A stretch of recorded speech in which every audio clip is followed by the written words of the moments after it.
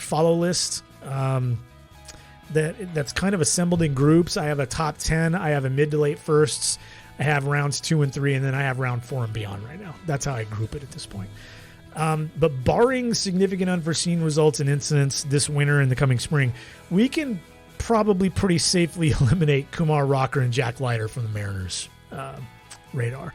And probably a few others too. And I would toss Brady House and Judd Fabian. Brady House, the prep kid, right-hander, probably going to be a bat though, plays third base. Fabian's the outfielder for University of Florida.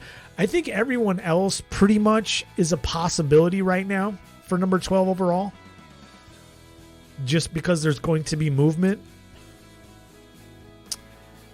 There's some prep shortstops that could make sense. We'll get to those in a couple of minutes. Prep outfielder Ethan Wilson could make some sense at number 12. I'm not as high on Matt McLean, the shortstop out of UCLA. I'm not sure that he's a shortstop. He might be a second baseman or a center fielder. I don't think he belongs in the top 5, so he could be a guy at number 12 that makes some sense.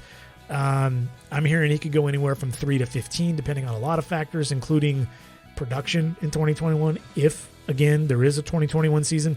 I think a few right now that may seem to that seem to kind of fall in this 8 to 20 range as we sit here several months away, that have a great chance to take a leap, such as Ian Moeller, the catcher out of Wahlert High School in Iowa, Alex Benellis, the third baseman from Louisville, LSU righty Jaden Hill. But those three could also make a lot of sense for Seattle at number 12. Now, more Benellis, the third baseman, and Jaden Hill than the prep catcher. But they do have a shot to be around when the Mariners pick at 12, and they do figure to be first-round picks. I would put Benellis near the top if the few questions remaining about his defense at third baseman go away. A lot of projections have him as a 45 or 50 glove. Not a great athlete.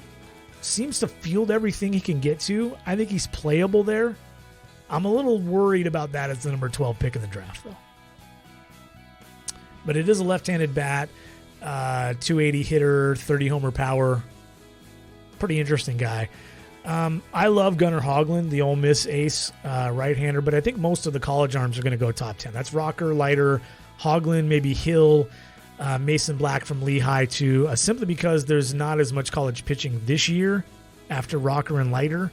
There's just not as many names that belong in that top 15 range, but I think they're still going to go in the top 15 or so, and I think most of those will go ultimately in the top 10. So I think Hoglund's probably going to be off the board, or Seattle might be in a position to take yet another college pitcher with a first-round pick. Miami catcher Adrian Del Castillo is intriguing too.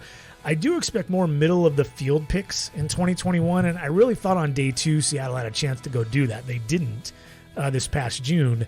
But whether that starts in round 1 in 2021 or not, we'll have to see. And you guys know how I feel about catchers, especially in the first round. You have to really like the bat. Catchers are really difficult to project overall. So you don't want to go into it thinking, well, he does one thing good at the plate.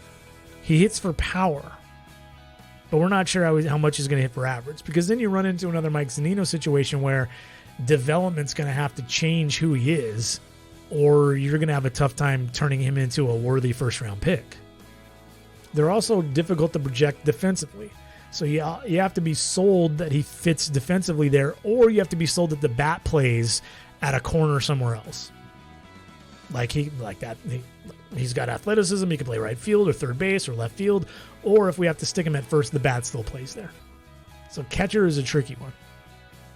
I think Florida State's Robbie Martin is probably one of the more underrated prospects in the 21 class at this point, with scouts and analysts kind of wondering where the power is.